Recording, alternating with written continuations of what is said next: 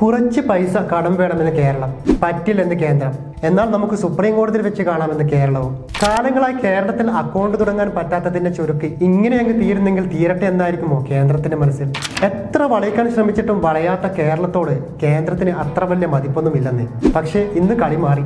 അതാ വന്നിരിക്കുന്നു നമ്മുടെ സുപ്രീം കോടതി, അതും കേരളത്തിന് കട്ട സപ്പോർട്ടുമായി.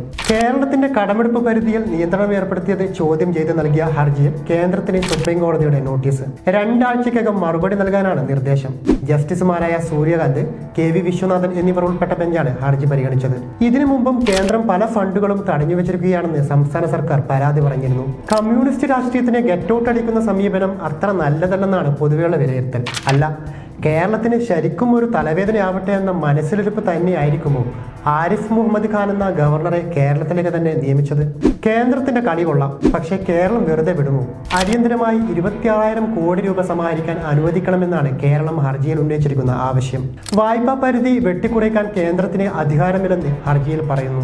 സുപ്രീം കോടതിയിലെ മുതിർന്ന അഭിഭാഷകൻ ഫാലിയസ് നരിമാന്റെ നിയമോപദേശത്തിന്റെ അടിസ്ഥാനത്തിലാണ് കേരളം സുപ്രീം കോടതിയെ സമീപിച്ചത്. കേന്ദ്രവും സംസ്ഥാനവും തമ്മിലുള്ള തർക്കത്തിൽ സുപ്രീം കോടതിക്ക് ഇടപെടാമെന്നാണ് അനുച്ഛേദം 131ന്റെ നിർവചനം. ഇതനുസരിച്ചാണ് കേരളം കേന്ദ്ര സർക്കാരിനെതിരെ ഹർജിയുമായി സുപ്രീം കോടതിയെ സമീപിച്ചിരിക്കുന്നത്. എന്തായാലും കേരളത്തോടുള്ള കേന്ദ്രത്തിന്റെ കലിപ്പ് തീരുമോ എന്നറിയാൻ 2 ആഴ്ച സമയമുണ്ട്. കാത്തിരിക്കാം ആരാണ് ഒരുപടി മുമ്പിലെന്ന് തിരിച്ചറിയാൻ. എന്തായാലും കഥയിലെ നായകൻ സുപ്രീം കോടതി തന്നെ.